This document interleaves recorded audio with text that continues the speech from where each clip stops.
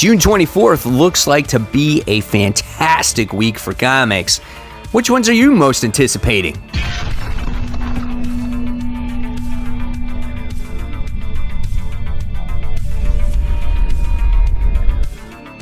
Hey, all my webheads out there, welcome back to Comic Book Corner 2.0. And fans, I am your host, Mike Spider Slayer, always helping you make decisions on what comic books to buy. And today, guys, I'm going to be bringing you my top 10 most anticipating comics for June 24th, 2020. That's right, fans. It looks like to be a very good week for comics this particular week. So hopefully, you guys will find this list informative. And remember, it's never too early to start that pull list for next week. And if you guys like this video, please give it a thumbs up. Subscribe to the channel. Don't forget to hit that bell so you don't miss any content from me. And if you want to support that channel by going that extra mile, hit that join button right here on my homepage, as again, it gives you extra perks and extra content based on the tiers you select. So guys, let's get started with this countdown. It's going to be a lot of fun, a lot of great stuff coming out. And let's kick it off with The Hot Seat. That's right. This is the book that I could drop at any time if I feel like it's not doing it for me, right? All right, so the first book we're going to be talking about is the long-awaited Empire Issue 0 event. That's right. It feels like this book has taken forever to come out, and for some reason when it comes to this event with Empire, it's just never like knocked my socks off. Like, I'm not like, oh, Empire is so freaking awesome, like it's gonna be the best event ever. No, it's never gotten to that point for me. It's gonna really have to convince me that it is good. So this book is 36 pages long. It's $5.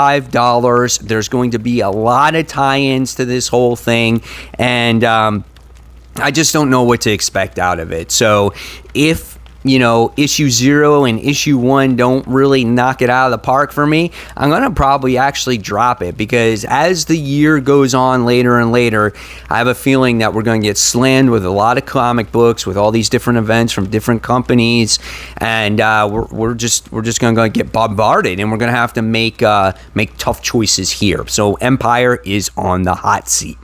All right, so let's move on to number 10.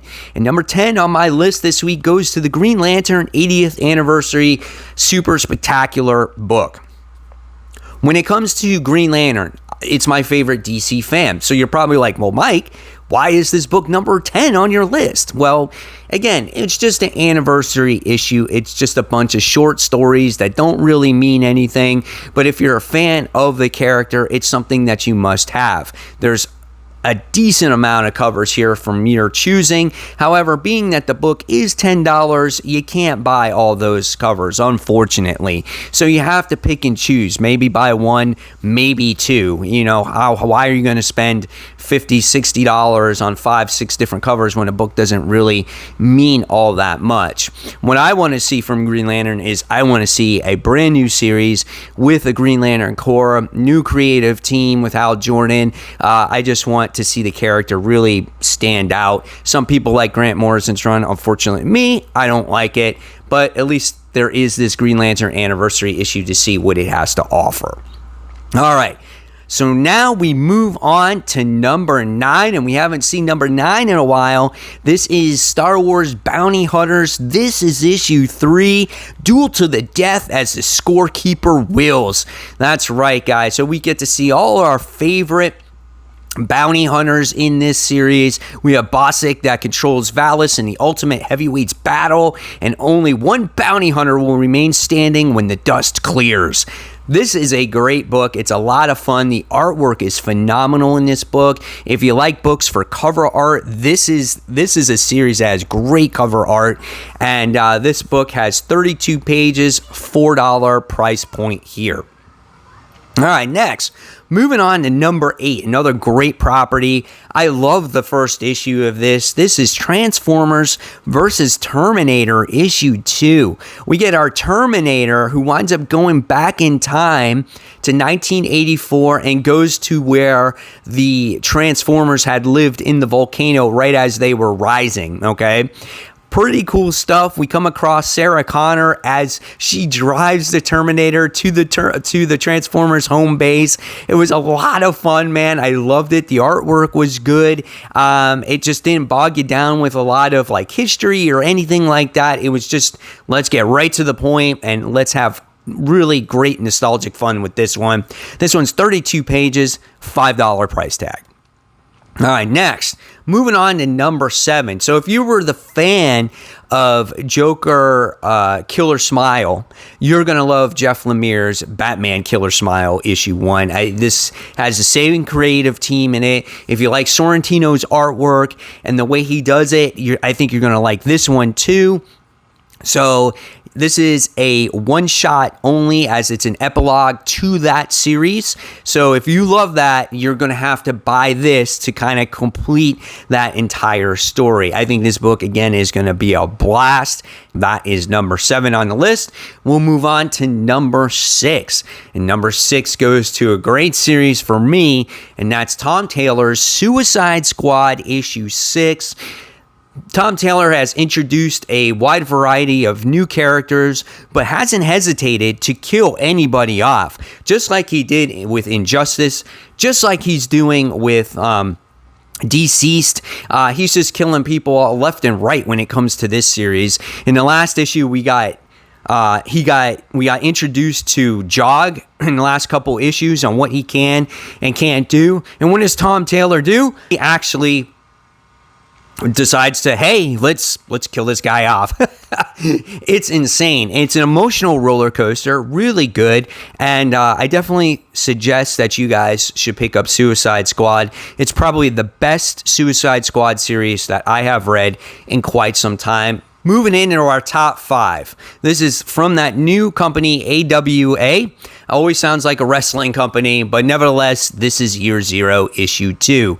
This is the newest, one of the newest zombie apocalyptic books, as we get to see a bunch of different people experiencing this zombie apocalypse for the first time from like 5 different point of views, and they're all across the world. And I think that's a really cool way to see how they're dealing with it here. It's viewed by like a Japanese hitman, Mexican street urgent, an Afghanistan military agent, a polar research scientist, a guy that's just been preparing for the end of the world for his whole entire life, and it's just crazy stuff that it's starting to happen here. Definitely a recommendation on my part, so hopefully you guys will check out Year Zero, issue 2. All right, moving on to number 4, and number 4 goes to Teen Titans issue 42. There's no more Teen Titans, basically, right? After the last issue, we get to see our Teen Titans basically disembark. They just disassembled from each other. Robin is going to have to be forced to work on his own here, and what's going to happen going forward with this series. This book is 32 pages, $4. It's been a great, great book, so I'm anxiously awaiting to see the future of this story. All right, so moving on to number 3. And number 3 is the return of the Immortal Hulk, issue 34. Perfect jumping on point for the readers here, okay, as we have the Immortal Hulk, which looks like he's going to be doing battle against the leader, the longtime arch enemy of the Hulk. I think this is going to be a phenomenal story. I think it's going to be better than the last story arc. Again, guys, this is written by Al Ewing, and I can't wait for this. Check out the cover of these books anyway. So it's going to be a lot of fun. Great to see the Immortal Hulk back in action once again. All right, so coming in at number 2 is another book that's completely on fire right now, and it's been a long time since we read it, but it's Thor. This is issue 5, guys. The Black Winter has finally arrived. That's where we left off with our last cliffhanger when it came to this series, okay?